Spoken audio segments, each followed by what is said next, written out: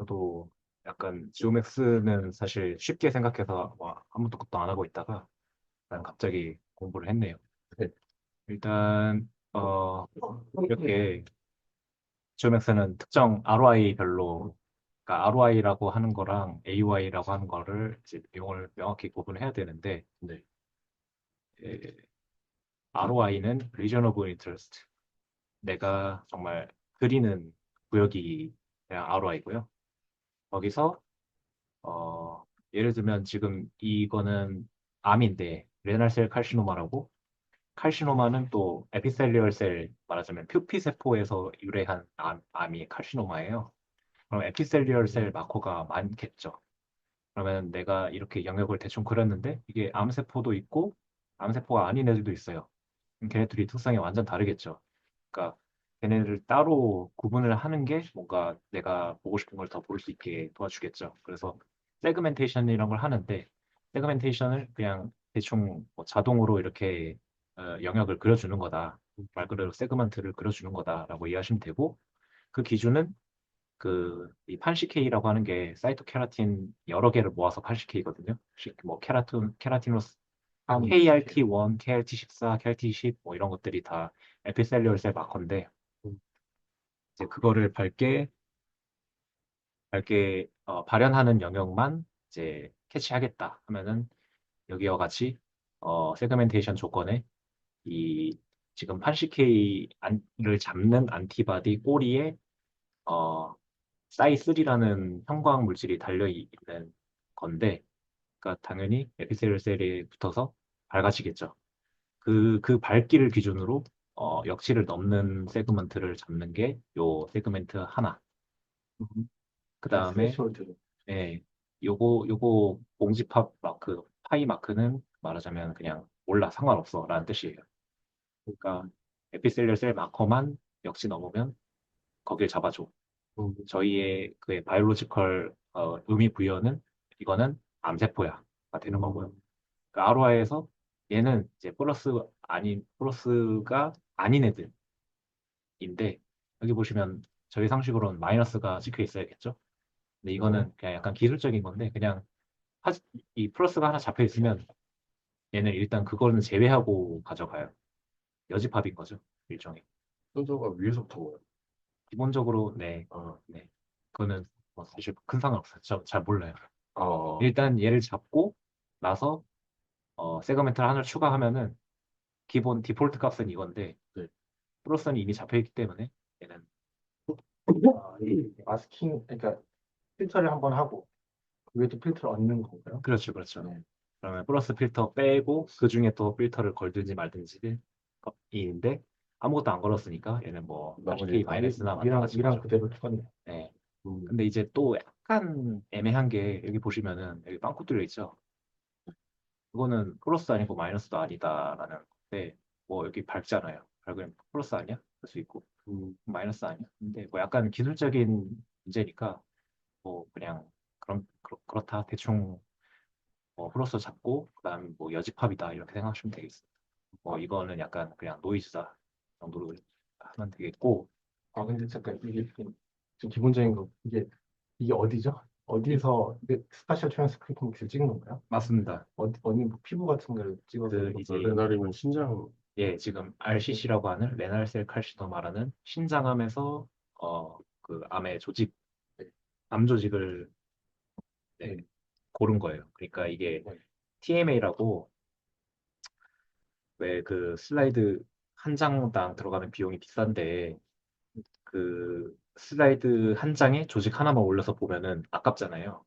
그래서 슬라이드 한 장에 여러 명의 조직을 올린 네. 겁니다. 그래서 한꺼번에 볼 수 있게 비용 절감이죠. 그 멀티플렉스. 예, 네. 맞습니다. 일종의 그런 거고시고 네. 뭐 지금의 세팅에서는 가로줄은 한 명의 환자를 의미하고 세로줄은 어떤 VHL이라는 프로틴이 많은 곳, 중간인 곳, 적은 곳 뭐 이런 식으로 구분을 했어요. 이거는 그러면 아무것도 볼 게 없어서 지금 표시가 안 되는 그렇죠. 뭔가 내가 보고 싶은 그런 구조물이 안 보인 거죠. 그래서 안 찍은 거고 기본적으로 지금 개수가 얼마입니까? 15, 30개잖아요. 거예요. 네. 한 곳에서 3개씩만 뽑아도 90개죠. 이게 10명. 기본적으로 그 96웰 기준으로 실험이 진행되기 때문에 네. 막 뭐 몇백 개를 한 번에 볼 수는 없어요.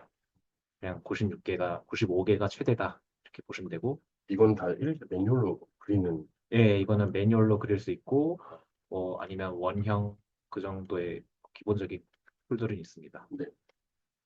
그래서 어, 사실 ROI 자체는 그냥 동그라미로 대충 그리고 세그먼트의 기준을 좀 뭐 까다롭게 잡아서 내가 원하는 셀만 보는 게 네.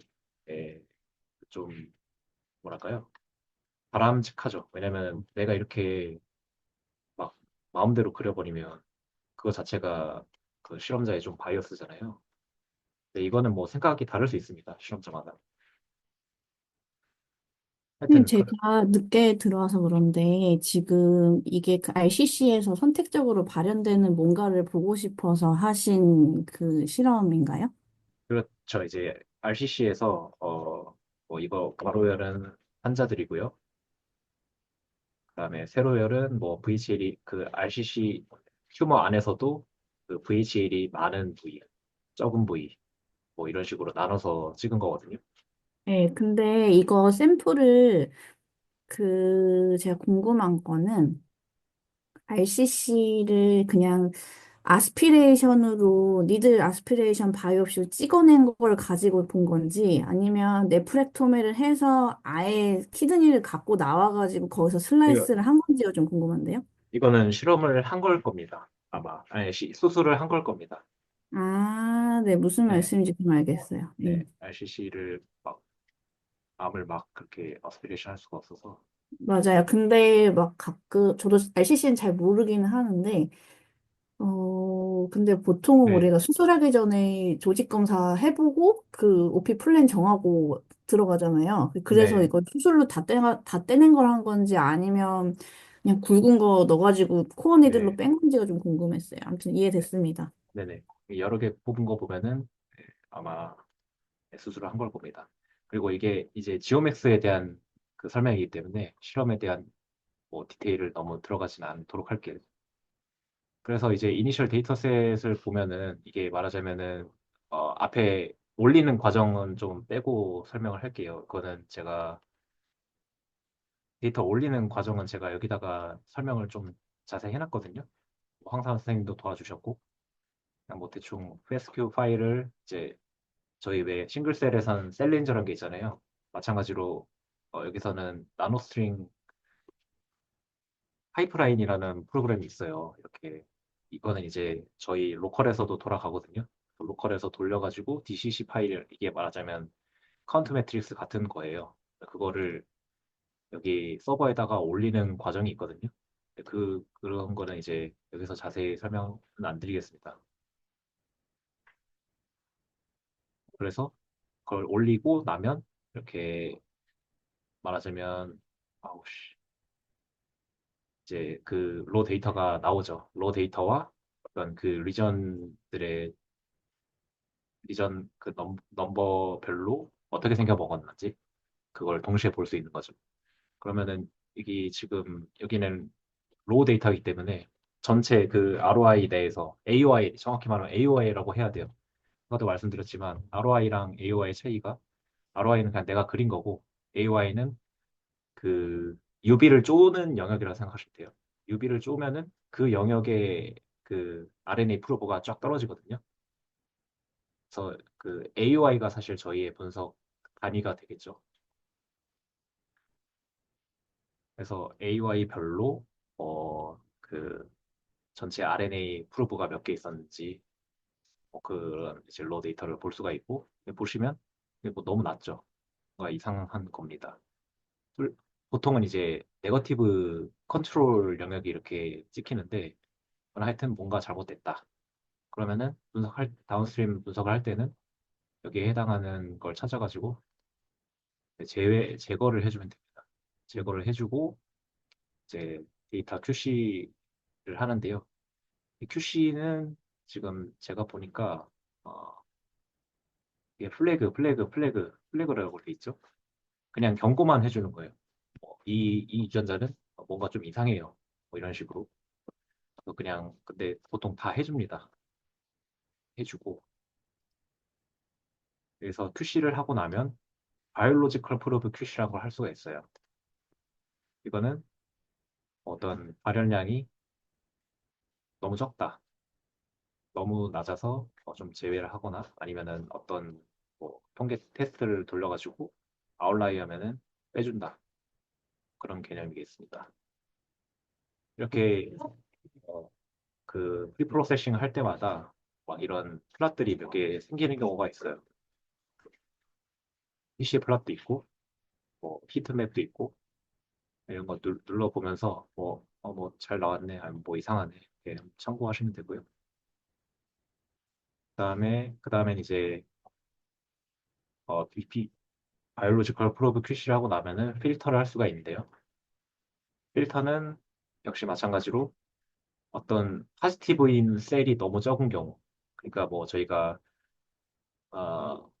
이거는 AUI 다이너리죠. AUI에서 어떤 지는 나오고 안 나오고 나오고 안 나오고 이렇게 그 빈도를 따질 수가 있죠. 빈도가 예를 들어 뭐 100개 AUI 중에 뭐 10개밖에 안 나왔어. 그러면은 좀 적죠? 뭐 평균이 한 70% 정도 나와줘야 되는데 얘는 뭐 10%밖에 안 나왔어. 10%가 하위 한 7%에 해당한다. 그러면은 그런 진들은 여기서 제거가 되는 거죠. 그냥 프리퀀시에 의한 필터링이고, 그 익스프레션 스레시홀드는 방금 말했지만 어떤 AUI에서 나왔다 안 나왔다, 이 스레시홀드를 정해줘야겠죠. 이게 보통 뭐 LOQ로 적고 하더라고요. LOQ는 리미트 오브 퀀티피케이션. 그래서 여기 저희가 네거티브 프로브라는 개념이 있어요. 프로브를 이제 어떤 DNA와 관계된 바이올로지컬 프로브들이 있고, 그렇지 않은 이제 컨트롤용 프로브들이 있어요. 네거티브 프로브,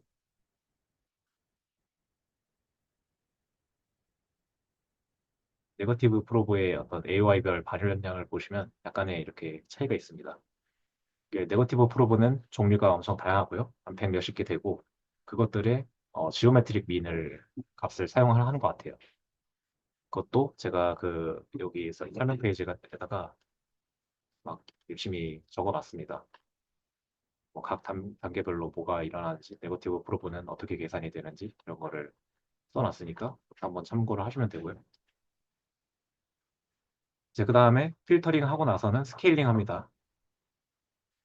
이제 스케일링으로 가보면 이제 에어리아, AUI 넓이가 있죠. AUI 넓이를 기준으로 보통 하고요. 역시 지오메트릭 민 값에 의해서 합니다. 그다음에 이제 넓이 값에 비례해서 뭐 프로브 값들이 뭐 많아질 거 아닙니까? 당연히 많이 검출이 되겠죠. 그런 것들을 약간 보정을 해준다. 내가 어떤 생물학적 차이에 의해서 프로브 뭐 RNA가 많이 나온 건지, 그냥 단순히 내가 넓게 잡아가지고 많이 나온 건지 구분을 해야 되니까 이런 스케일링 작업이 있는 것이고요. 아, 제가 그래서 뭐 실제 구체적인 계산이 어떻게 되는지 궁금해가지고 막 이 여기 보시면은 엑셀 다운로드 받을 수 있거든요. 엑셀 일일이 다 다운받아가지고 단계별로 어떤 계산들이 일어나는지 한번 검증을 해봤어요.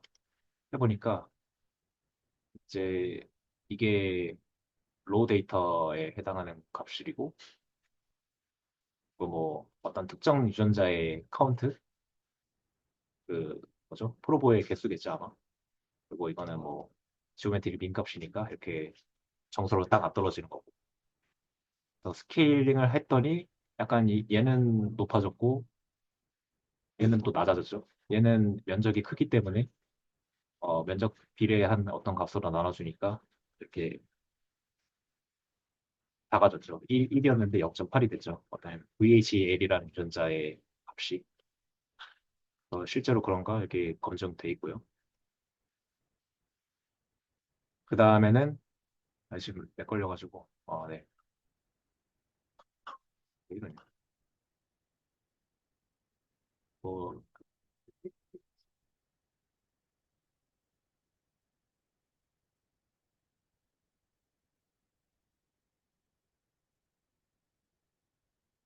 죄송합니다.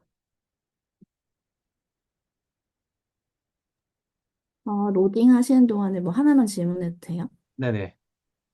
지금 보니까 결국 노이즈를 줄여가지고 유의미한 값이 뭔지 셀렉션을 일단 하는 과정을 거치는 거잖아요. 예, 맞습니다. 근데 이 스케일링 하는 과정이 실험에 따라서 혹은 연구자에 따라서 컷오프를 세팅하는 게 다 달라질 것 같은데 지금 연구실 안에서는 기본적인 디폴트 세팅 값으로 다 하고 있는지요? 네, 일단 제가 황사라 쌤, 누구 실명 거론하면 안 되는데, 일단 어떤 선생님께 배웠는데, 그 선생님 할 때는 그런 거 손 대도 되지만, 손댈 필요 없다. 라고 하셨거든요. 네, 네, 컷오프 설정할 때 조금씩 차이가 날 수도 있을 것 같아가지고, 네. 그쵸, 그쵸. 지금 이 여러 파라미터들을 다 자기가 손댈 수가 있는데, 네. 사실은 또, 보통은 이제 이런 거죠. 다 이렇게 했는데, 너는 왜 지오메트리 민이 아니라 에버리지로 했어? 이제 물어볼 거잖아요. 그게 네. 싫으니까 보통 다 디폴트로 할 거예요, 아마.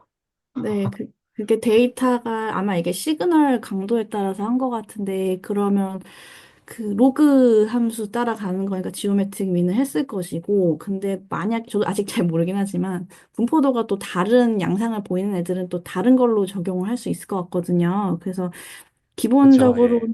네, 다 디폴트로 하는지 아니면 그때그때 바꿔서 다 하는 게 이미 정립이 돼 있는지가 궁금했어요. 네네. 스케일링까지는 그냥 다 디폴트로 하시는 것 같고, 그 다음에 네. 이제 노멀라이제이션에서는 이렇게 구체적으로 딱딱 바꿔라라고 안내를 받았거든요. 타겟 아, 네, 그룹하고, 알겠습니다. Q3 노멀라이제이션 해라. 네, 어, 네, 거기까지는 들었다. 네, 아, 참, 이해했습니다. 예. 스케일링에서 이제 백그라운드 커렉션을 먼저 하라고 하더라고요. 백그라운드 커렉션은 역시, 어떤, 프리 프로세싱 과정에 하는데, 시그널, 이게 디폴트거든요. 지오민, 그다음에 시그널 투 백그라운드 레이쇼. 여기서 말한 백그라운드가 얘예요. 네거티브 프로브 WTX라는, 얘는 아까도 말했지만, 네거티브 프로브 한 100 몇십 개 되는 거에 지오메트리 민 값입니다. 얘를 기준으로 나눠줘요. 네. 그것도 실제로 어떤 계산이 일어나는지 궁금해서 제가 해봤고, 어, 그, 이걸로 나눠주더라라는 거를 확인할 수가 있습니다. 이거는 제가 이거 완성을 해가지고 공유를 해드릴게요. 그 다음에 이제 노멀라이제이션 하고, 그 다음에 이제 진짜 분석이 들어가는 거죠. 여기서 해주는 거는 이제, 여기 또 어떤 절차가 또 들어가요. 여기에 이제 매니저 어노테이션 들어가면은 어노테이션 템플릿 파일 다운로드를 받게 되고, 그게 엑셀 파일 나오면은 여기 필요 없는 거 지우라고 돼 있고요. 설명 자료니까, 설명 부분이니까 지우고, 아마도 이 첫 번째 열도 지우라고 했던 것 같은데, 그러면 이게 이런 게 나오죠. 그럼 여기다가 내가 넣고 싶은 어떤 태그를 집어넣으라고 돼 있어요. 그러니까 이 AY의 특성이 SMA 네거티브라고 돼 있는데, 제가 추가적으로 아까 가로열, 세로열, 가로열은 환자를 뜻하고 세로열은 VHL의 정도를 뜻한다고 했죠. 그 환자가 어떤 약물에 반응을 해. 그럼 이런 식으로 제가 태그를 할 수가 있는 거죠. 이거를 태그를 쫙 하고 나서 어, 이 서버에다가 올리면 서버에다가 이걸 선택해가지고 올리면 여기에 그러한 태그가 생깁니다. 그럼 내가 이런 태그를 선택했을 때 딱 그것이 해당하는 AI만 이렇게 표시가 되고요. 그러면 여기 보이는 그 플랫들에도 그게 반영이 되고, 그다음에 이제 통계 분석을 할 수 있다고 했죠. 통계 분석을 하는데 그 제외 태그, 그다음에 비교할 태그 이렇게 할 수가 있어요.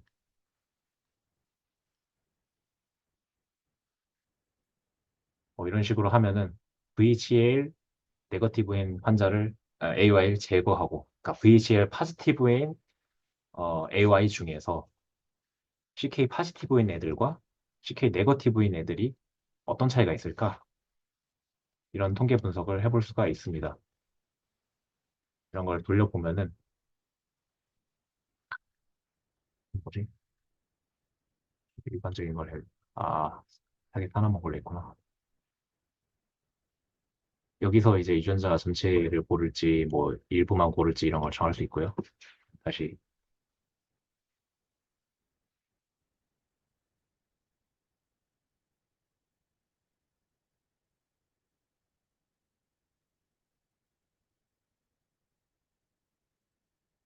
이거 돌리면,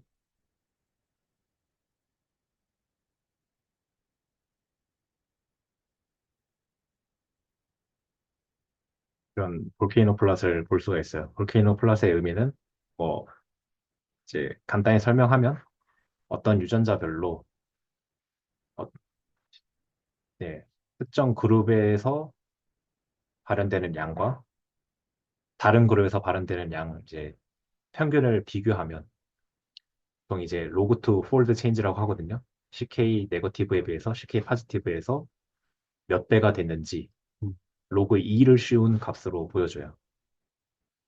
그 다음에 Y축은 P밸류 값. 그래서 보통 이 P밸류 컷오프를 저희가 5%로 잡지 않습니까? P밸류가 5% 이상이면서 이 로그 투 폴드 체인지는 그 이펙트 사이즈의 의미를 갖고 있잖아요. 뭐 이 영역에 있는 유전자나 이 영역에 있는 유전자를 저희가 유의미한 유전자라고 생각을 하죠. 음. CK 파지티브인 그러니까 말하자면 튜머에서 튜머가 아닌 셀보다 더 많이 발현되는 유전자는 뭘까라는 거죠. 그래서 이런 거를 이제 골라가지고 뭐 유전자 그룹을 만들 수도 있고요. 그다음에 그냥 이 전체 플랫의 정보를 엑스포트 해가지고 뭐 볼 수도 있습니다. 그러면 로고트 폴드 체인지, 피밸류 뭐 이런 것들이 나와 있죠. 유전자별로 어떤 데이터셋에서 했는지 비교 대상이 뭔지는 여기 안 나와 있네요. 이거는 다 지우고 막 사용을 하긴 해요. 그러면 뭐 제가 생각하는 기본적인 것들 할 수 있겠죠. 뭐 어떤 그룹에서는 뭐 어떤 유전자가 뭐 얼마나 많이 발현됐는지 그런 플랫들을 뭐 열심히 그려볼 수가 있겠다. 뭐 히트맵도 여기서 자동적으로 그려주니까 거기까지는 볼 수 있고 만약에 여기서 내가 좀 더 뭐 어드밴스드 어널리시스 하고 싶다라고 하면은 그거 뭐 데이터를 이거 DCC 파일 사실 R로 읽을 수 있거든요. 이 서버에서만 읽을 수 있는 게 아니라 리드 RCC라는 그 패키지가 있어요. 거기서 읽어서 자기가 뭐 여기는 사실상 초보적인 분석만 되는 거니까 예를 들면 뭐 교란 변인 분석 같은 거 좀 빡세 보이잖아요. 이 인터페이스만 가지고는 그러면 뭐이 통계 분석이라는 툴이 있긴 한데 뭐 뭐랄까요? 하여튼 좀 생각하기 어렵습니다. 예를 들면은 뭐 VHL 파지티브인 환자 중에서 뭐 나이 같은 게 어떤 영향을 줄까? 성별이 어떤 영향을 줄까? 그 영향을 배제하고 통계 분석해줘. 뭐 이런 건 지금 여기서 할 수가 없죠. 근데 저희는 그 뭐 R에서 하면은 자유도가 높으니까 뭐 더 많은 걸 할 수 있겠다. 네, 그 스태티스티컬 테스트에 지금 뭐뭐 들어가 있는 거예요? 아까 맨 휘트니 뭐 이런 거 있는 것 같은데 내가 거기까지 있나요? 네, 요 네 가지가 있네요. 아, 그러니까 사실 되게 제한적이죠. 근데 아까 말씀하신 뭐 에이지에 따른 그런 효과를 배제를 하려면 그 두 가지 방법이 있는데 그 예전역의 데이터셋을 할 때 에이지를 통계적으로는 보정을 하는 방법이 있고 아예 아니면 에이지 영향을 또 없애보고 싶다 하면 뭐 40세 이하인 그룹, 40대 이상인 그룹 이렇게 나눠갖고 스트래티파이드 어널리시스 하는 방법 정도가 있는데 여기서는 구현하기가 어렵겠네요. 하지만 그 R이나 이런 데서 구현은 해볼 수 있을 것 같긴 해요. 로우 데이터만 갖고 오면. 그렇죠. R에서 일단 자기가 열심히 해보는 방법이 있고, 뭐 말씀하신 대로 일단 여기서 범주 그 카테고리컬 베리어블로는 뭐 이것저것 다 해볼 수 있으니까 자기가 그냥 이렇게 뭐 열심히 해도 됩니다. 뭐 이런 식으로 일일이 다 태그를 만들어가지고 여기다가 태그 올린 다음에 뭐 플러스 마이너스 막 열심히 분석을 하면 되긴 되죠. 그러니까 음, 이제 네. 그게 네. 더 품이 많이 드니까 근데 뭐 저것도 입력하는 것도 통계 프로그램에 넣고 이제 쭈르륵 한 다음에 알아서 베리어블 생성해서 1, 2, 3, 4 이렇게 해서 쭉 내리면 되거든요. 하는 방법은 고민을 해봐야겠네요. 그렇죠. 그냥 예, 그거는 이제 통계적인 머리 쓰는 거는 각자 알아서 해주시면 되겠습니다. 네, 알겠습니다. 예. 네. 그렇고 여기까지 하고 그 다음에 이제 여기 제가 이때다가 어널리시스 아래 뭐 어드밴스드 어널리시스라고 넣어놨는데 사실 어드밴스드 어널리시스라고 하기 좀 부끄럽고 어, 예를 들어서 뭐 아까 뭐 드래그 해가지고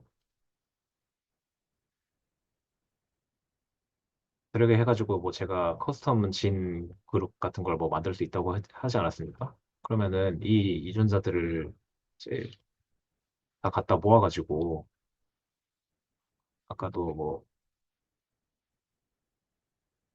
예를 들면 정렬을 할 수 있겠죠. 내가 중요하다고 생각하는 지표로 뭐 예를 들면은 이펙트 사이즈나 피밸류를 기준으로 뭐 상위권 한 100개를 모아요. 모아가지고 여기 메타스케이프라는 홈페이지에 들어가서 내가 쫙 올려버리면은 무슨 레포트를 생성을 해주거든요.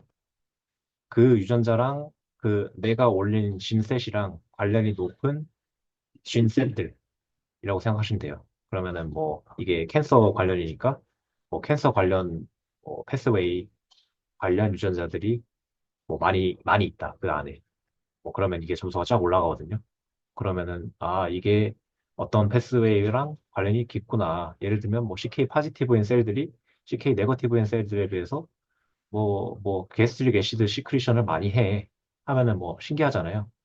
그러면 이걸 이제 자기 레포트에다가 해가지고 활용하면 되겠고, 이제 마찬가지로 여기 캔서 홀마크라는 사이트가 있는데, 그거는 이제 캔서 셀 위주로, 캔서 관련 패스웨이 위주로 보여주거든요. 그것도 마찬가지로 그냥 복붙한 다음에 이제 서브밋을 하면은 방금 보여줬던 그 차트가 나와요. 그러면은, 그 차트에서 막 특별히 팍 튀어나온 뭐 패스웨이가 있으면은, 뭐, CK 파지티브 셀은 CK 네거티브 셀에 비해서 뭐, 티슈 인베이전이나 메타스타시스 관련 유전자가 많이 발현돼 있구나. 뭐 이런 식으로 결론을 낼 수가 있습니다. 이거는 그냥 아무거나 갖다 붙였기 때문에 유의미한 게 안 나와 버렸죠. 여기 숫자로도 이제 레포트가 나와 있고. 그래서, 그 스페셜 트랜스크립토믹스 데이터로, 의미를 부여를 해준다. 기계들이 알아서. 뭐, 열심히 하시면 되겠습니다. 그러면은 이제 싱글셀 분석으로 넘어갈게요.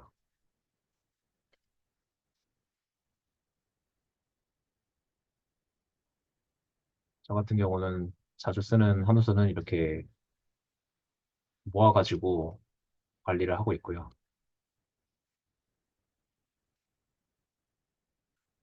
자기가 이제 열심히 커스터마이징을 하면 됩니다. 막 그 그림 그리는 게 그냥 그 슈라 패키지에서 제공하는 것들을 써도 되지만 좀 뭐 한계가 있잖아요. 그런 용도로 이제 제가 막 따로 만들어 쓰는 함수들을 막 모아놨고 여기에서 이제 스트록 환자들의 PBMC를 가지고 만든 싱글셀 데이터를 고 분석하는 걸 보여드리겠습니다.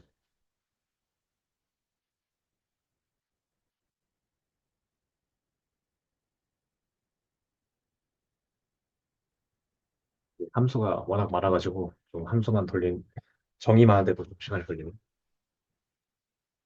선생님, 저거 일단 돌아가는 동안에 좀 네네. 여쭤봐도 돼요? 네, 물어보세요. 예, 그 지금 스트로크 환자라고 하셨잖아요. 네네네. 그 스트로크 환자에서 뭘 보고 싶으신 거예요? 제가 잘 모르겠어서요. 아, 네. 지금 이거는 제가 본격적인 분석을 안 했고, 그리고 이 싱글셀 분석은 특징이, 이라 해야 되나?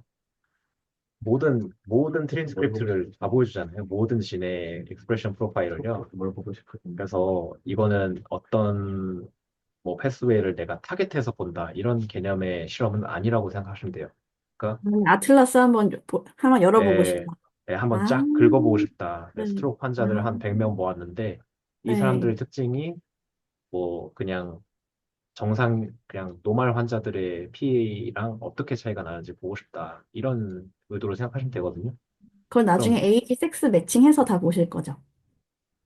그것도 이제 뭐 그럴 만한 이유가 있으면은 하겠는데 뭐 네. 일단 예, 그런 거는 당연히 해야죠. 근데 사실은 제가 뭐 랩미팅 같은 거 몇 번 들어왔을 때 뭐 에이즈랑 섹스를 막 열심히 그런 사실 클리니컬 인포메이션도 아니죠. 그건 기본적인 건데 그럼 뭐 에이즈가 높으면 뭐가 많아지나? 막 이런 분석을 하는 것도 사실은 거의 본 적이 없는 것 같아요.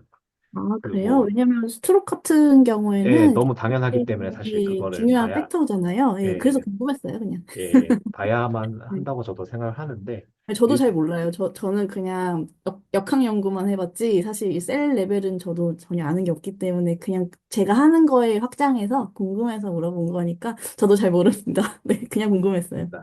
제 생각에도 그걸 당연히 봐야 맞는데 그냥 이 뭉뚱그려서 보는 것만으로도 뭐 막 엄청나게 많은 진들이 튀어나오니까 맞아요, 맞아요. 네, 네. 그냥 거기서만 의미 부여를 하기도 바쁘다. 약간 이렇게 생각할 것 네, 같아요. 그걸 네, 패널로 다 묶어서 이제 클러스터링 하는 게 중요할 것 같아요. 네, 네, 감사합니다. 그래서 감사합니다. 이 분석을 간단히 이제 진행을 하면서 설명을 하나씩 하나씩 드리겠습니다. 이거는 제가 그 환자 여기 데이터 설명을 좀 먼저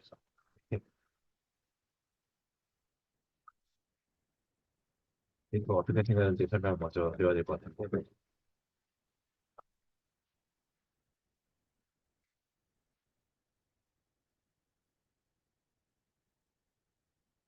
일단 잼은 4개가 있고요. 이게 뭐 카운터 매트리스 뭐 이거는 그냥 셀린저 아웃풋이니까 보시면 되고 잼이 4가지가 있고 잼별로 환자 6명의 샘플이 들어가 있어요. 그래서 6플랫이죠. 6플랫스 4잼이고 그러면은 환자 1, 2, 3, 4, 5, 6, 7, 8 쫙 해가지고 그 각 환자의 디지즈 명이 여기 제가 넣어 놓은 겁니다.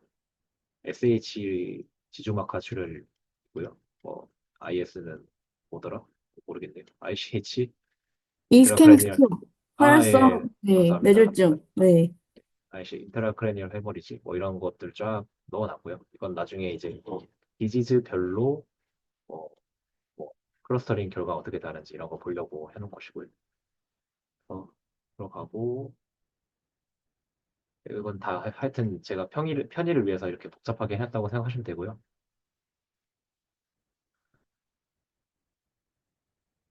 까지는 했으니까 이제 돌려보겠습니다. 파이프라인 분석을 이 각 줄의 의미를 또 설명을 드리겠습니다. 요거 리드 10x 함수는 아시다시피 그 카운트 매트릭스로부터 어, 정보를 읽어오는 과정이고요. 그럼 여기 안에도 이제 카운트 매트릭스가 데이터가 들어오겠죠. 얘는 이제 로우 카운트 매트릭스, 로우라고 하면 뭐냐면 여기 카운트 매트릭스가 2개 있어요. 로는 뭐냐면 그 모든 드랍릿, 그러니까 엠프티 드랍릿도 포함을 하는 거예요. 그냥 셀이 안 들어간 드랍릿도 포함해서 그 카운트 매트릭스 쫙 그려주는 거니까 좀 얘가 양이 더 많겠죠. 얘는 필터가 돼서 그 빈 깡통들은 다 없애버렸으니까 더 가벼울 것이고요. 이 둘 다 더블릿은 가지고 있다고 보면 되고 보통 이 그 러인지 여부는 그 안에 들어간 트랜스크립트의 양을 기준으로 판단을 합니다. 보시면 이거를 제가 갖고 와서 한번 읽어볼게요.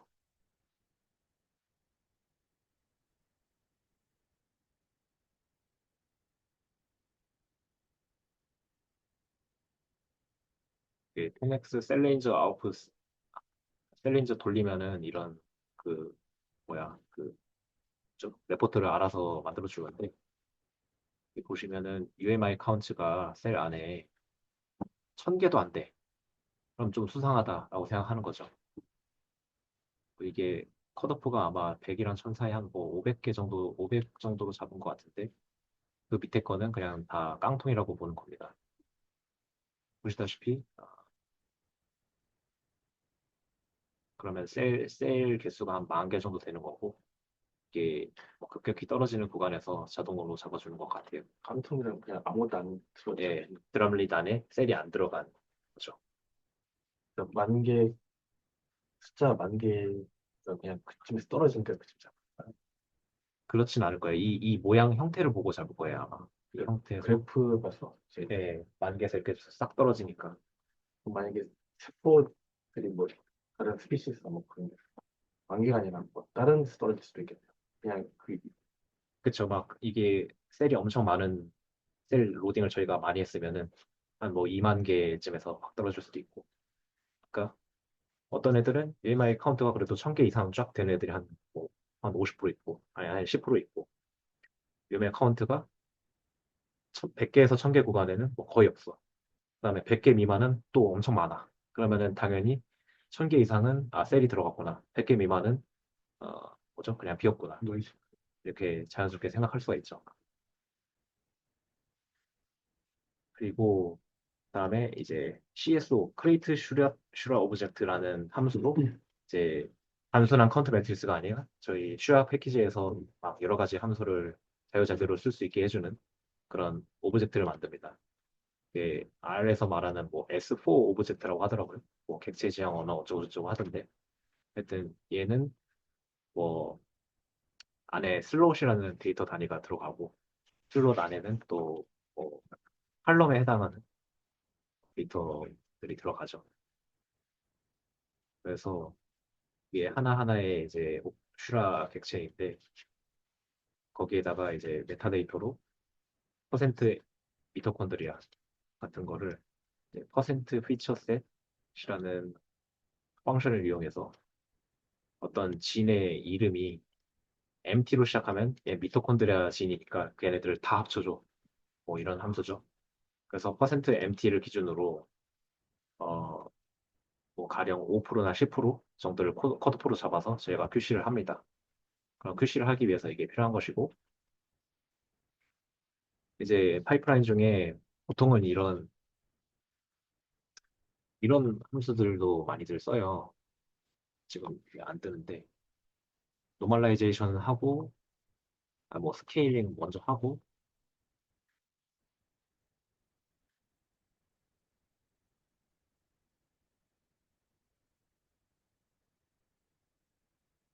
이게 다 슈라 패키지에 있는 함수거든요. 이제 스케일링은 이제 유전자별로 발현량의 어떤 단위가 다르니까 뭐 하우스키핑 진 같은 거 엄청 많이 나올 수도 있고 뭐 CD4 같은 어떤 셀 스페시픽한 유전자도 뭐 많이 나올 수도 있고 적게 나올 수도 있고 그런데 그거를 그냥 1대1 비교를 해버리면 그 발현량이 너무 많은 유전자의 영향에 다 붙여버리니까 걔네들을 다 마이너스 1부터 1 정도의 분포를 하게 스케일링을 해줍니다. 이게 스케일링이고 어, 이제 노멀라이즈가 뭐더라? 노멀라이즈를 얘기한 건가? 하여튼 스케일링과 노멀라이즈 둘 다 해야죠. 네. 기본적으로. 약간 셀별로 비율은 같은 비율 좀 큰 셀이 있을 수 있고 작은 셀이 있을 수 있고 그냥 비율 같은 비율이면 같은 아, 맞아. 같이 나온 이렇게 스케일링 한 것처럼 예, 그쵸. 뭐 작은 셀을 근데 또 다른 질문 하나 있는데 네네. 미토콘드리아는 왜 빼는 사이드 중에 미토콘드리아를 합치고 빼는 거 이제 미토콘드리아의 유전자는 일종의 뭐지? 컨타미네이션의 일종으로 봐요. 그러니까 걔가 뭔가 죽거나 상태가 안 좋아서 미토콘드리아 유전자의 비율이 높아지는 거다. 정확한 그 설명이 있을 건데 제가 잘 설명 못하겠고 미토콘드리아는 일단 기본적으로 저희 관심 대상이 아니에요. 네, 미토콘드리아는 미토콘드리아니까. 네, 이제 내 셀이 가진 유전자에 비해서 미토콘드리아 유전자의 비율이 너무 높다는 거는 뭔가 이상하다는 거죠. 얘가 상태가 안 좋아서 내 유전자가 거의 없거나 뭐 이미 죽었거나 아니면 뭐 다른 데서 많이 들어왔거나 뭐 여러 가지 또 해석을 할 수 있는데 일단 그러니까 이게 미토콘드리아 유전자는 그 환경에 따라서 좀 높을 수도 있고 낮을 수도 있고 노이즈가 있기 때문에 제외한다는 말씀으로 이해해도 될까요? 어 환경에 따라서 그러니까 예를 들어서 셀 상태가 안 좋다. 셀이 뭐 네. 죽은 셀이야. 네. 그런 경우에서도 높아질 수 있고 사실 지금은 정확히 대답 못 하겠어요. 그냥 그러니까 우리 그 뉴클레어스에 있는 그 DNA하고 코릴레이션이 좋지 않기 때문에 노이즈다. 아닐까요? 저희는 기본적으로 RNA를 보고 있기 때문에 아, 네, 네네네. 네, 무슨 말씀인지 그리고 알겠어요. 네, 네. RNA를 봐야 되는데 뭐 미토콘드리아에서 나온 네네. 네. 하여튼 이거는 제가 설명을 찾으면 잘 정리를 사람 해서 유전자랑 따로 놀았어. 그 저희는 네. 기본적으로 사람 유전자 뭐 저희가 갖고 있는 유전자긴 한데 결국에 셀 안에 미토콘드리아가 많이 있으니까 근데 일단 1번 관심 대상이 아닌 애들이고 뭐 그 셀 상태가 안 좋을 때 내지는 그 셀 드람릿이 다른 데서 유래한 RNA로 많이 오염이 됐을 때 높아진다고 생각을 하는 걸로 알고 있어요. 그래서 얘가 뭐 5%나 10% 넘으면 그냥 잘라버리는 식으로 표시를 합니다. 기현쌤이 말씀 주신 대로 이제 두 가지 방식으로 이제 그 조정을 해야 되는데 하나는 셀 자체가 많을 수도 있지 않냐 아니면 뭐 셀 자체가 클 수도 있고 아니면 걔가 특정한 이유로 뭐 PCR이 많이 됐어. 막 걔가 가진 라이브러리 사이즈가 엄청 커. 그러면은 걔가 가진 진 익스프레션 값을 좀 보정을 해줘야겠죠. 내가 막 한 500kg짜리 사람이어서 내가 뭐 팻이 많은 거랑 그냥 일반 사람의 팻이 많은 거랑 그냥 그 몸무게로 나눠서 체지방률로 계산을 하는 그런 과정 하나가 있고 그다음에 뭐 아까도 말씀드렸지만 진별로 그 발현되는 수준이 다르니까 그걸 노멀라이즈한 과정 이런 게 이제 들어가는데요. 보통 이제 노멀라이즈로 이제 로그 노멀라이제이션 많이 쓰는데 그게 뭐 어떤 하자가 있다라고 알려져 있습니다. 어떤 진 익스프레션 레벨이 엄청 높은 수준의 진들은 뭐 약간 그 편향되어 있다.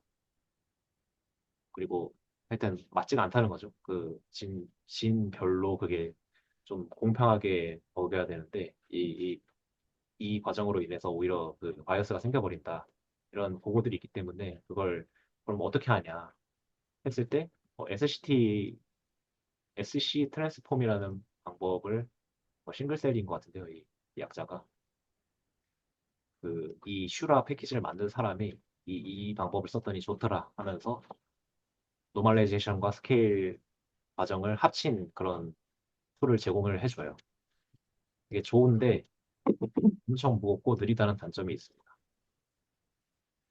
그 다음에 해주는 게 PCA인데요. 왜냐면 지금 저희가 갖고 있는 유전자 개수만 뭐 2만 5천 개에다가 걔네들 뭐 스프라이싱 되면은 막 더 늘어나거든요. 3, 4만 개 이상 되는데 걔네들을 일일이 다 분석하기 어렵고 뭐 진끼리 막 서로 상관관계가 있잖아요.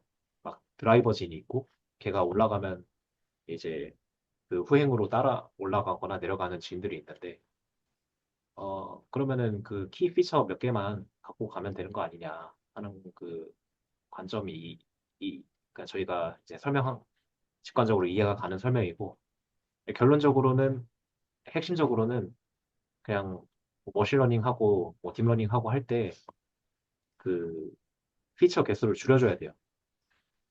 그 뭐죠? 데이터의 자유도, 데이터의 청원수를 줄여줘야 어떤 유의미한 저희 분석을 할 수 있게 됩니다.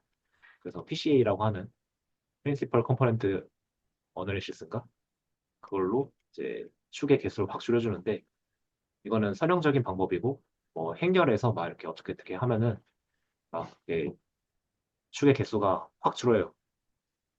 그리고 여기 이게 디폴트 값으로 사실은 그 차원수가 30으로 아마 들어가 있을 겁니다. 그래서 PCA 한 30개 축으로 이 데이터의 양을 줄여준다. 그다음에 그러면 30차원 공간 속에서 셀들이 이제 좀들이 찍히는데 걔네들끼리 이제 파인 네이버, 파인 클러스터 같은 툴로 그 클러스터링을 해줍니다. 막 그 셀들이 어디 뭉쳐 있다 싶으면은 저희가 지금 직관적으로 뭉쳐 있다라고 표현을 하는데 그게 사실 수학적으로 정의하기가 되게 어려운 개념인데 하여튼 얘네들이 알아서 잘 해줘요. 그냥 깊게 들어가려면 각자 공부하시면 됩니다. 그래서 30차원의 공간 속에서 막 서로 잘 뭉쳐있는 그들을 이제 클러스터라고 저희가 명명을 하고 클러스터 제로, 클러스터 원, 클러스터 뭐 해가지고 그 클러스터들 단위로 어떤 유전자의 발현량을 막 그 보여주는 그 플랫들을 저희가 그리게 되죠. 제가 그냥 지금 이거 돌아가는데 한참 걸려가지고 예전에 그려놓은 거를 좀 보여드리면서 설명하겠습니다.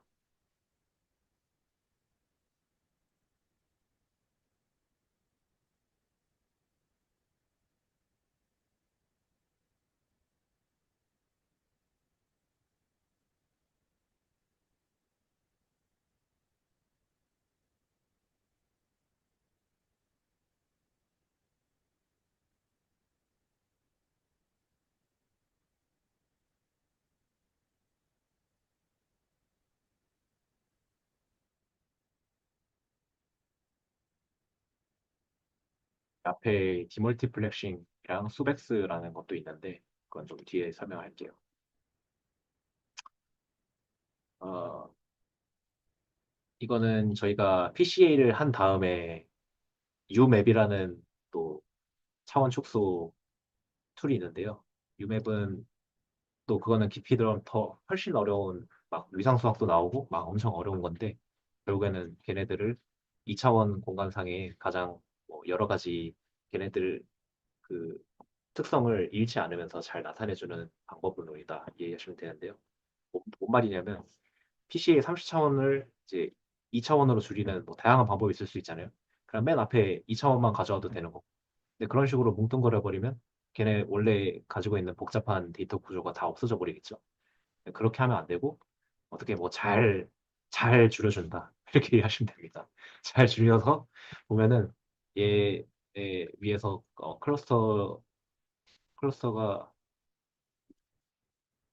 대충 예쁘게 잘 모여 있다는 걸 볼 수가 있어요.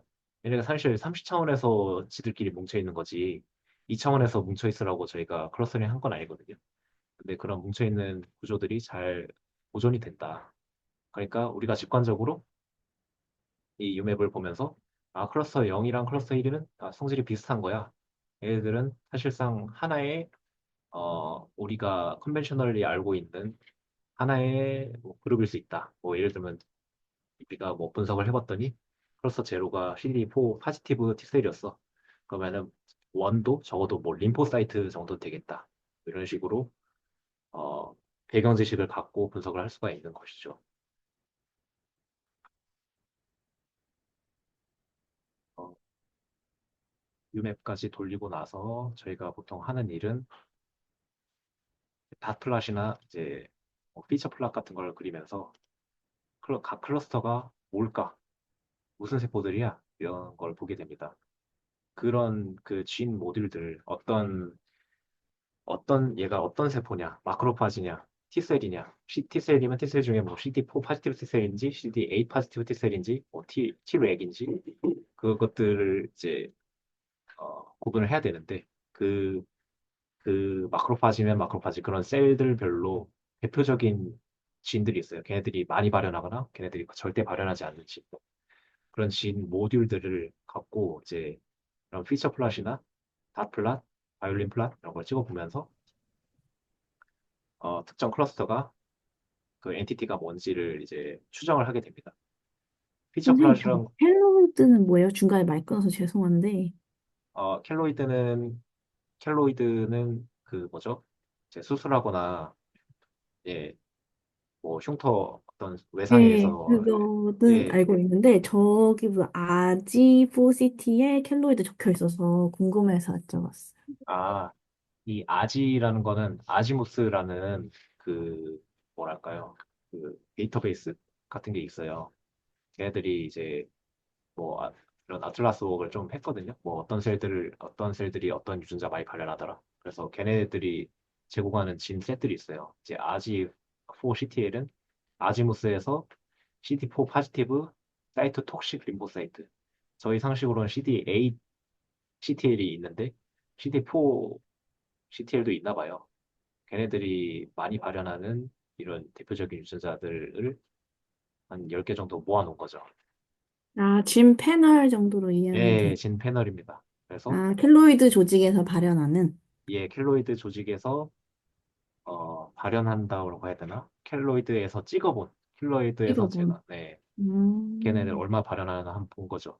아, 이제 네. 그러면 그랜자임 뭐 H 같은 거 CD4 CD4는 원래 잘 안 나온대요. CD4는 RNA 레벨에서 잘 안 뜬다고 합니다. 뭐 베타2 마이크로글로불린 뭐 있죠. 그럼 대충 일관적으로 요 2, 5, 4, 6, 8 쪽에 좀 많이 발현하잖아요. 네. 그러면 대충 여기가 뭐 T셀 있는 데가 보다 CD4 T셀 정확히 말하면 CD4 파지티브 T 사이토톡식 림보사이트가 있는 곳인데 뭐 대충 겹치는 거 많잖아요. 그러면 뭐 여기 CD4 파지티브 T셀인가 뭐 하고 이거는 뭐 나이브 T셀 패널인데 뭐 오른쪽 위에 많이 찍혀 있으니까 여기 나이브 T셀인가 뭐 이런 식으로 막 점점점 좁혀가는 겁니다. 이제 이거는 이 피처 플랫은 경계도 명확하지 않고 약간 이렇게 페이드아웃 하니까 발현하는지 여부 클러스터 단위로 좀 보기가 어려운데 이제 다 플라 찍어보면은 어떤 클러스터에서 그 특정 진을 발현하는 포퓰레이션의 비율을 이제 원형의 크기 그다음에 그 발현하는 놈들의 전체 그 이 클러스터에서 평균 발현량 이 색깔로 이제 한눈에 볼 수 있어가지고 이제 다 플라 많이 봅니다. 피처 플랫이랑 그래서 뭐 대충 0, 1, 10 정도는 뭐 해당 사항이 있겠구나 이런 식으로 막 하면서 이 내가 찍은 U 맵의 클러스터들의 그 셀 엔티티를 찾는 과정을 저희가 어노테이션이라고 합니다. 이게 다 끝나면은 저희가 예를 들어 요 구간을 묶어가지고 뭐 나이브 T셀, 뭐 여기 묶어가지고 CD4 T셀 뭐 이런 식으로 이름 붙일 거 아닙니까? 그 이름 붙이는 행위를 어노테이션이라고 하고요. 이거는 좀 인간의 판단이 많이 들어가기 때문에 되게 어, 그 시간 집약적인 작업으로 저희가 인식을 하고 있어요. 왜냐면 이게 이거를 컴퓨터로 하면 좋겠네요. 그쵸. 컴퓨터로 다들 하고 싶어 하죠. 네. 근데 이게 막 학습을 시켜서. 네. 이게, 근데 이게 너무 헷갈려요. 뭐 예를 들면, 아니, T셀인데 CD4가 안 나오네? 이런 문제들이 있어요. 그러면 CD4 없는 건 일단 네거티브로 봐야 되는 거 아니야? 이런 막 혼란스러운 부분들이 있기 때문에, 단순히 뭐 예를 들어 이 진 패널의 평균 발현량 내지는 아니면은 뭐 크로스 엔트로피 막 이런 거 계산해가지고 그냥 자동으로 돌려봤는데 여태까지는 아마 최근까지는 별로 시원치 않다. 결국은 이거 사람이 해야 시뮬레이션이 된다. 떨어진다. 네. 예. 결국은 이거 사람이 해야 논리적으로 막 줄여나갈 수 있다. 그래서 사람이 해야 되는 일들로 인식을 했고 그게 워낙에 시간이 많이 드니까 이거 자동으로 하면 좋겠는데 다들 생각을 하고 많이들 노력을 했고요. 아마 어느 정도 성과가 나오고 있는 걸로 알고 있습니다. 네. 근데 이게 문제는 네. 항상 논문에서는 겁나 잘 되는데 내 거는 왜 안 돼? 약간 이런 문제가 계속 있어요. 왜 사람 안, 수준에 따른 차이 아닐까요? 사람 간에 따른 차이. 그쵸, 뭐, 손을 탄다. 일명. 네. 내 데이터 잘못인가? 아니면 내가 코드를 잘못 썼나? 하면서 이제 더 고통을 받기 때문에 네. 그냥 요즘에 뭐 챗GPT도 잘 돼 있으니까 그냥 아예 그냥 딱 긁어가지고 아까 뭐 이런 식으로 싱글셀에서도 볼케이노 플라 찍을 수 있거든요. 뭐 이렇게 딱 긁어가지고 물어볼 수도 있죠. 뭐야, 이 클러스에서 이런 진들을 많이 발현하는데 얘가 뭘까? 뭐 이런 식으로 물어볼 수도 있습니다. 정용 쌤 궁금하신 게 있나 봐요. 어, 아니요. 그래서 이게 약간 아트의 영역이라고 할 수 있는데, 막, 지들, 사람마다 다 달라요. 그래가지고, 보통은 막 열심히 찾아보죠. 저 아지무스 같은 게 PBMC에서는 되게 잘 확립된 진셋이라고 저희 인정을 하고, 그냥 아지무스 쓰세요 하면은 되는데 뭐 티슈별로도 다를 거 아니에요. 티슈에 있는 마크로파지랑 그냥 혈액에 있는 모노사이트의 어떤 익스프레션 패턴이 다를 거니까 아지무스 모노사이트의 진 패널을 티슈에다가 쓸 수가 없는 거죠.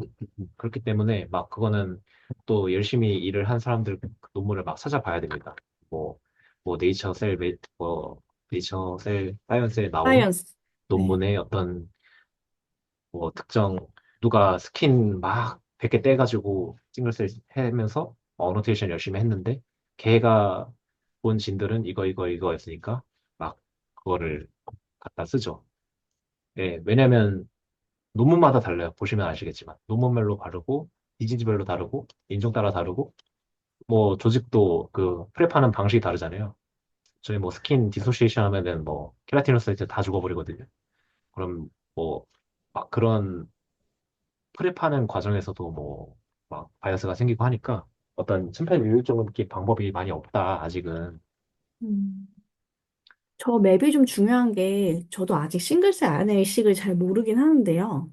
네. 제가 11월에 그 미국의 비만학회에 갔을 때 저거를 발표한 연구자가 한 분 계신 거예요.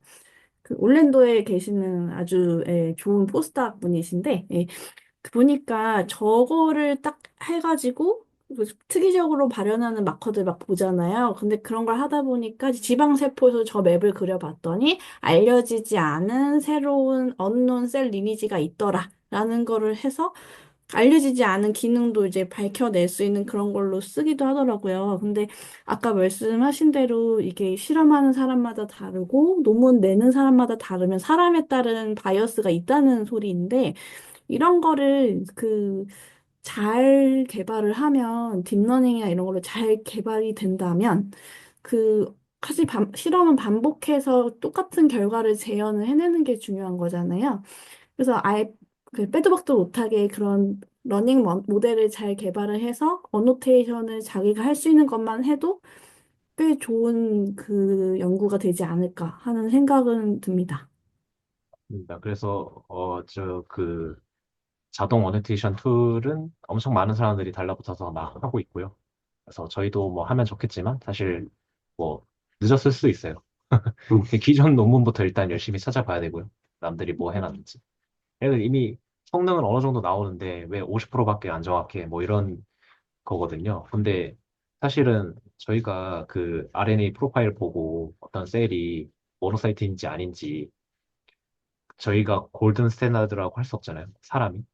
그렇기 때문에 그렇죠. 샘플 자체가 셀렉션 바이어스가 있기 때문에. 네. 예, 그게 모노사이트인지 여부를 모르잖아요, 사실. 그렇기 때문에 뭐 우리가 사람이 보기엔 그런 것 같아.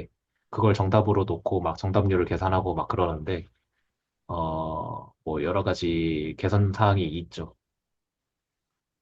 어쨌든 뭐 성능이 꽤나 잘 나오는 모델들이 이미 있는 걸로는 알고 있습니다. 교수님이 전화 두 번째 와가지고 한번 받아보겠습니다. 잠시만요. 님,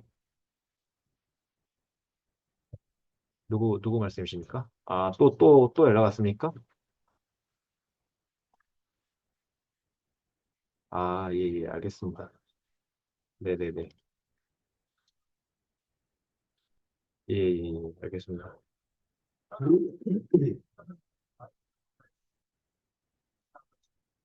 네네네네, 알겠습니다.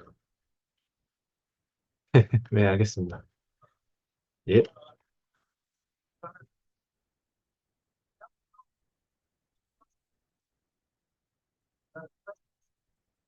근데 그게 계속 사실 바뀌고 있기 때문에, 뭐, 상황도 바뀌고, 일단 기준을 정해놓은 건 좋은 것 같습니다. 근데,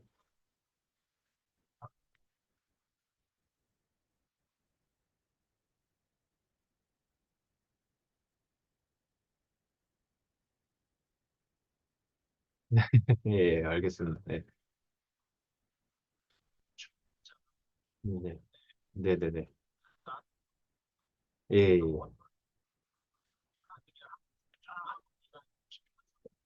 그쵸. 그래서 사실은 뭐, 정리를 한번 쫙 했어서, 그 다음에 저희가 얘기했던 게, DNA 링크 먼저 하자. 그 다음에 어느 정도 되면은, 뭐 다음 배스 그 다음에 빌코리아 뭐 이런 식으로 가자 얘기가 했었는데 중간에 이노클라스 들어오면서 또 기준이 바뀌었고요.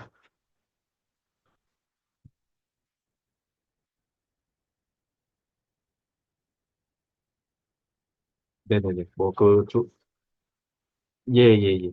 그리고 사실 그것도 뭐 이게 저희 뭐지 교수님이 그러니까 형님이 정해주시는 게 제일 중요한데 왜냐면 이노클라스를 왜 빨리 갚아줘야 되는가 이런 것들이 있잖아요. 그리고 뭐 DNA 링크도 저희가 연말에 뭐 3월 미까지 하기로 했었으니까 뭐 그거까지 하고 뭐 이런 식으로 지금까지 제가 알고 했는데 예, 예.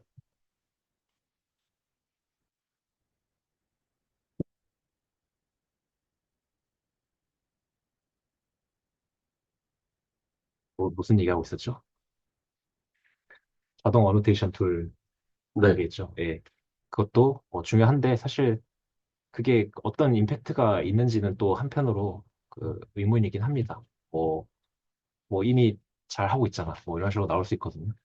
그게 어떤 노블 파인딩을 해주는 건 아니기 때문에 어, 편의성 면에서 엄청 중요할 수 있지만 그렇게 뭐 학계에서 엄청 중요하게 다뤄줄지 모르겠습니다. 저희를 위해서 필요하겠죠. 저희가 뭐 서비스하는 입장에서. 근데 지금 또가 오류가 나서 좀 괴로운데요. 코드가 한 번은 좀 이상한 거겠네. 그냥 어쨌든 잘 돌아가는 걸로 생각을 하고 설명을 드릴게요. 뭐 여기서 뭐 디버깅 할 수 없잖아요. 네. 에, 이 중간에 제가 보여드리고 싶은 게 있어가지고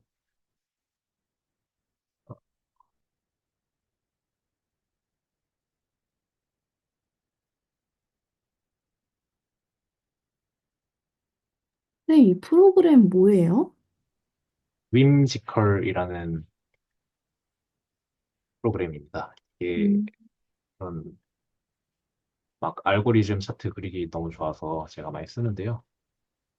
전체 이거 이제 구독료 싱글셀 내야 되나요? 그럼요. 아, 한 달에 얼마예요? 한 1, 2만 원 정도? 아, 그렇군요. 네. 저는 쓸만하다고 생각해요. 그래서 이렇게 싱글셀 분석의 전체적인 흐름을 여기다가 그려놨는데요. 그것도 그냥 공유해드릴게요. 이거를 보여드리면서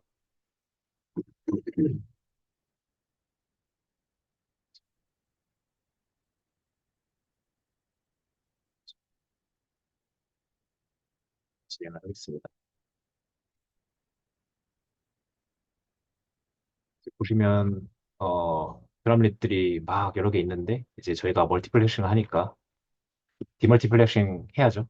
디멀티플렉싱은 사실 뭐야 저희가 리눅스나 아니면은 파이썬에서 돌아갑니다. 뭐 무조건 그래야 되냐? 그건 당연히 아닌데 이거 좀 귀찮네.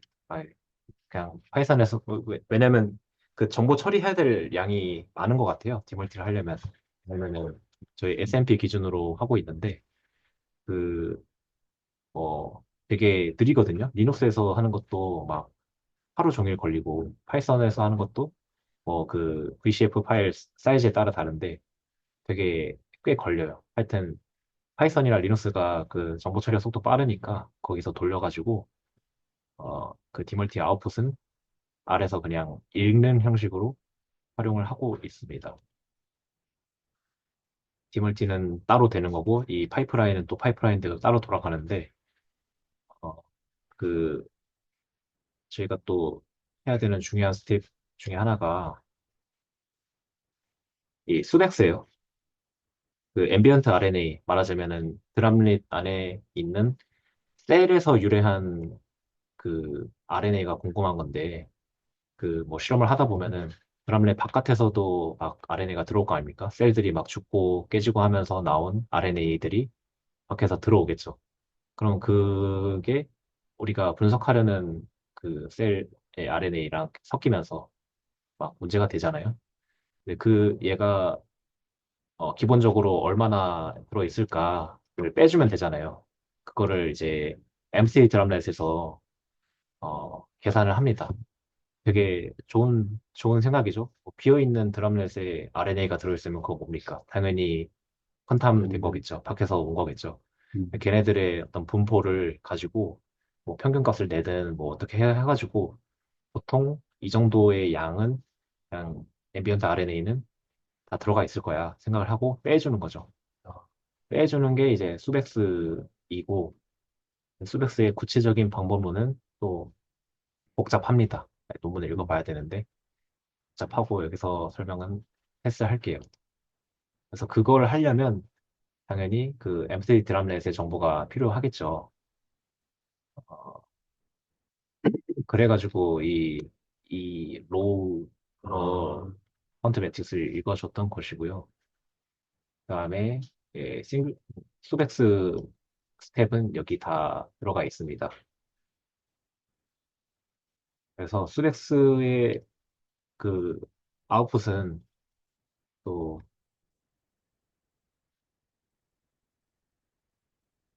이런 식으로 표시가 되거든요.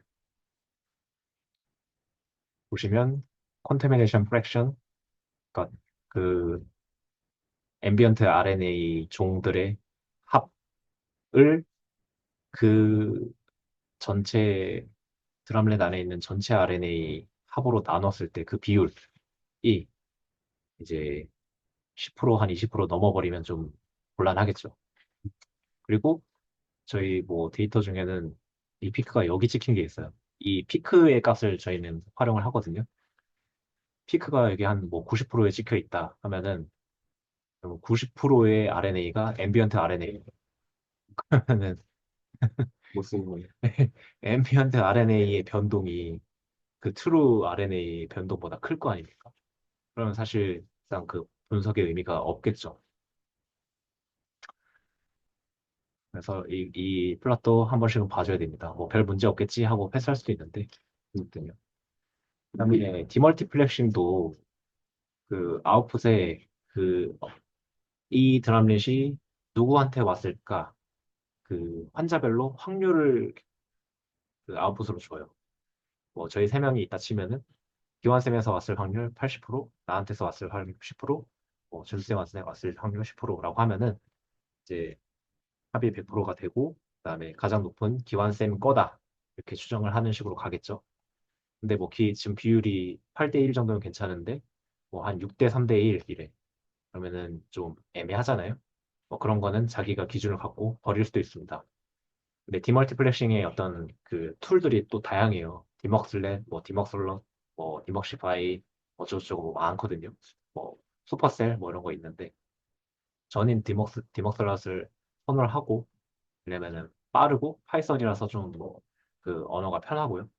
여러 가지 이유가 있습니다. 걔는 모든 경우의 수, 그러니까 뭐 저희 1, 2, 3 있죠. 그다음에 더블렛도 있을 수 있잖아요. 뭐 기완셀과 제셀 둘 다 들어간 셀, 그 드럼렛. 그다음에 뭐 준수쌤과 저걸 뭐 1, 2, 3, 1 더하기 2, 1 더하기 3, 2 더하기 3, 6가지 경우의 수가 있죠. 그 6가지 경우의 수에 대한 확률을 다 지정을 해줘요. 그러니까 여기에서는 뭐 기본적으로 엠프티 드럼렛의 가정이 없고 그다음에 어, 얘가 자체적으로 이거는 애매하다. 어디서 왔는지 모르겠다. 이런 표현을 쓰지 않죠. 디먹슬렛에서는 그런 표현이 있어요. 앰비기어스 같은 어노테이션이 있고요. 하여튼 저는 디멀티플렉싱의 어떤 그 QC를 하기 위해서 그 확률 분포를 보거든요. 확률 분포가 90% 이상인 셀들이 얼마나 많냐. 그러니까 이게 얼마나 뾰족하게 생겼냐를 저는 봅니다. 그런 뚜렷한 기준을 아직 안 만들었는데 그 아까 말했던 수백스 한 8, 90% 되는 그거 있잖아요. 거기서 이제 디멀티를 돌려보면은 이런 그래프가 나오거든요. 그럼 뭐 딱 봐도 뭔가 확신도가 너무 떨어지죠. 확률 90% 이상인 셀의 비율이 그러니까 그 디먹슬라에서 이거는 고재천일 확률 90%입니다. 아니면 조세미일 확률 90%입니다. 이상 콜을 해준 셀의 비율이 25%밖에 안 돼요. 그러면은 나머지는 다 90% 미만이란 얘기고 이게 올라가는 슬로프도 너무 그러니까 1대1 대응인 것 같죠. 그럼 뭔 말이냐면 지금 얘는 뾰족하잖아요. 얘는 적어도 한 75% 이상은 고재천 거야, 박준수 거야, 아니면 권기현 거야라고 말을 해줄 수 있는 비율이 한 90% 정도는 되는데 여기서는 반도 안 된다는 겁니다. 하여튼 이 정도 설명했으면 대충 알아들어 주시고 네. 어쨌든 그냥 디멀티플렉싱의 결과도 좀 QC를 할 필요가 있을 것이다. 그러니까 그다음에 결국 통계적인 그 의미를 잘 알아야 되겠다는 말씀이시네요. 그죠? 네네. 그 의미도 당연히 알아야 하고, 저희, 뭐라고요? 그, 결과값을 받고 어떻게 나서, 해석을 하느냐. 예. 예, 그냥 이거를 중간에 그 셀 바코드별로 이 셀은 뭐, 누구에서 왔는지, 짝을 지어줘야 되잖아요. 짝을 지어줄 네. 때 다 지어주는 게 아니라, 예를 들면은 이 확률이 뭐, 80% 미만인 셀들은 버린다. 이런 식의 QC도 필요하다는 거죠. 네. 안 그러면은 애매한 것들, 예를 들면은 51%대 49%로 준수쌤 아니면은 기관쌤 거야. 그러면 사실 걔는 그 준수쌤 셀에다가 포함시켜가지고 분석을 해버리면 오염될 수 있잖아요. 그러니까 약간 95% 신뢰 구간 이런 느낌으로다가 그런 게 있어야 된다는 예, 얘기네요. 그렇죠, 예. 그렇죠. 그 기준은 자기가 일단 알아서 잡아야 될 것 같고, 이게 기본적으로, 그게 좀 표준화가 되면 좋을 것 같은데, 왜냐하면 이게 또 실험자에 따라서 약간 자의적으로 컷오프를 설정하면 그 상황에 맞아요, 따라 또 재현하기 어려울 수 있거든요. 맞아요. 그리고 적어도 내가 컷오프를 어디서 잡았다 정도는 써놔야겠죠. 근거가 있어야 되겠네요. 예, 맞습니다. 뭐지? 이게 이 분석 방법이 무슨 뭐 베이즈 추론, 뭐 베이즈 통계를 아, 이용한대요. 베이지안 어쩌고, 예, 네. 그런 데서는 이제 베이즈 팩터, 그러니까 뭐 기일 확률, 아닐 확률의 비율이 한 10 정도는 돼야, 그 오즈가 10 정도는 돼야, 좀 믿을만하다. 100 정도는 돼야, 이건 확실히 믿을만하다. 뭐 이렇게 보는 게 있대요. 저희 p-value 5%, 뭐 1% 이렇게 잡는 것처럼. 근데 그것도 어디까지나 자의적이기 때문에 어, 열심히 그 근거를 자기가 마련하면 되겠습니다. 네, 뭐 딥러닝 모델에도 베이지안 옵티마이제이션 있네요. 네, 알겠습니다. 그쵸? 그 베이즈는 그냥 완전 저희로 치면은 양의학 대 한의학? 이건 너무 거시기한가? 한의학은 아닙니다. 하여튼 엄청 네네, 베이즈란 말은 되게 흔히 쓰이는 말입니다. 아, 그리고 QC 중에 이제 N 피처, N 카운트, 퍼센트 미토콘드리아로 아까 퍼센트 미토콘드리아는 얘기했죠. 뭐 5%나 10% 정도 기준으로 보통 잡는 것 같다고. 그다음에 N 피처나 N 카운트 같은 걸로도 잡아요. 그러니까 피처 개수가 어떤 셀이 발현하고 있는 유전자의 종류수가 너무 적다. 그러면 뭔가 좀 잘못됐다. 얘가 조건이 안 좋았든지 아니면 뭐 그런 PCR 프라이머랑 덜 붙었든지 뭐 그런 식으로 하여튼 버립니다. 이거 딱도 잘라가지고 너무 적은 애들은 버려버립니다. 그다음에 N 카운트는 이제 그 드럼렛 안에 있는 RNA 트랜스크립트의 총 개수인데 그것도 뭐 만 개, 보통 10,000개 정도는 되는데 뭐한 1,000, 2,000 이런 식으로 기준 잡아서 잘라버립니다. 그런 QC 과정이 있습니다. 그리고 이거는 제가 하는 건데 뭐야 그 잼별로 클러스터 분포가 얼마나 차이가 있는지를 보는 거거든요. 그러니까 이게 클러스터가 기본적으로 0부터 그 가장 비율이 큰 애들을 붙여주는 것 같아요. 근데 이제 만약에 제가 동질한 잼 여러 개를 뽑아서 만들었다라고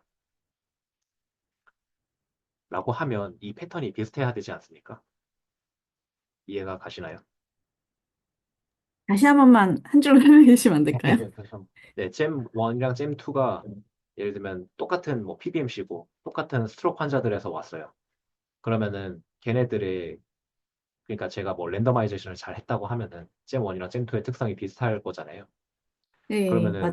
클러스터 제로가 뭔지 모르지만 모노사이트인지 뭐 T셀인지 뭐 뉴트로필인지 알바 아니지만 클러스터 0, 1, 2, 3, 4의 비율 분포가 잼 1이랑 잼 2랑 비슷해야겠죠. 네, 잼 1은 마크로파지 엄청 많고 잼 2는 마크로파지 엄청 적고 픽셀이 대신 엄청 많고 그러면 잼 1이랑 잼 2가 다른 거잖아요. 네, 그러면은 나는 뭐 스트로크 똑같이 넣었는데 그 샘플의 특성이 확 달라버리면 뭔가 실험이 잘못됐을 수도 있겠다. 이렇게 생각을 하고 들어가야 되는 거죠. 실험 네, 잘못이 아니라 정말 그런 차이가 있을 수도 있는 거지만 그거를 그냥 시각적으로 이렇게 나타낸 겁니다. 얘는 왜 이러냐? 켈로이드 1은 PBMC고 켈로이드 2는 티슈예요. 그래서 티슈에는 뭐 어떤 백혈구들은 없겠죠, 당연히. 그래서 이렇게 완전 플랫한 모양이 나옵니다. 마찬가지로 PBMC에서는 뭐 케라티노사이트 이런 거 나오면 안 되잖아요. 피부 세포가 피 속에 있으면 안 되잖아요. 그런 것들이 이제 여기서 이 구간에서 플랫하게 나오는 거예요. 이거는 그냥 자연스러운 결과라고 보시면 되겠고 마찬가지로 잼 안에서도 샘플 1에서 1, 2, 3, 4에서 나온 그 클러스터의 비율이 다른지 이렇게 한번 비교해 볼 수 있어요. 보시면 잼 1은 예쁘게 나왔죠. 거의 비슷하게 올라가니까. 잼 2는 약간 좀 마음에 안 들긴 해요. 그러면은 이게 실험이 잘못된 건지 아니면 샘플 7이 샘플 7번의 P에서는 어떤 세포가 특정하게 많고 어떤 세포 특정하게 적고 뭐 그럴 수도 있죠. 그러니까 이런 게 왜 필요하냐면 그냥 이거를 보통 사실 하는 사람 못 봤어요. 제가 그냥 필요하다 생각해서 한 건데 그러면은 뭐 예를 들어서 잼 1과 잼 2, 뭐 잼 1이랑 잼 2가 다르다고 해봅시다. 그 둘의 포퓰레이션 차이. 뭐 잼 2가 예를 들면은 뭐 클러스터 제로가 엄청 많았어요. 잼 1은 뭐 엄청 적었어요. 그러면은 그게 잼 2가 뭐 질병 그룹이고 잼 1이 컨트롤 그룹이어서 그런 건지 아니면 잼 2에 들어있는 어떤 특정한 환자만 막 그 마크로파지가 엄청 많아서 그렇게 나타난 건지 모르잖아요. 그러니까 아웃라이어의 여부를 알기 위해서 이런 플러스는 필요하다고 생각합니다. 근데 그런 지적은 매번 나오거든요. 뭐 잼2는 어땠습니다 하면은 당연히 사람들도 바보가 아니까 지적을 해요. 너 그러면은 이게 어떤 특정 환자가 그러지 않은 건지 체크해라. 근데 체크하는 걸 본 적이 없습니다. 근데 체크를 하려면 결국 엔수 눌려서 보는 거죠? 엔수 늘려서가 아니라 샘플로 쪼개서 그 클러스터 비율 같은 걸 봐야겠죠. 뭐 예를 들어서 뭐 잼2에서는 마크로파지의 뭐 어떤 그런 어떤 DNA가 어떤 지인이 엄청 많이 나왔다. 그러면은 검증을 해야 되잖아요. 잼2 전체가 그런 건지 어떤 샘플에서 아웃라이어가 엄청 많이 나와서 그런 건지. 잠깐 네. 브레이크 할까요? 네네. 이거 있어가지고 선생님이 하셔야 돼서 네, 그렇네요. 아니면 금방 끝나시면은 네네. 한 10분 정도 브레이크 하고 하실 것 같아요. 뭐 1시간 반 하셔가지고 네네네. 잠깐 그러면은 좀 근데 네. 그거 지금 직접 가셔야 되는 거 아니에요? 네 그렇고 네. 그래요? 끝나실 수 있으시면 조금 그러면은 네, 기환쌤, 준서쌤 이동하시는 동안 그 저는 잠깐 네. 준서쌤이 이동하시는 다시 동안 약간 한 5분, 10분? 10분 브레이크 했다가 좀 추가 진행할까요? 네. 네. 정확히 시간은 45분 정도? 네, 3시 45분에 다시 시작하겠습니다. 네, 알겠습니다. 네.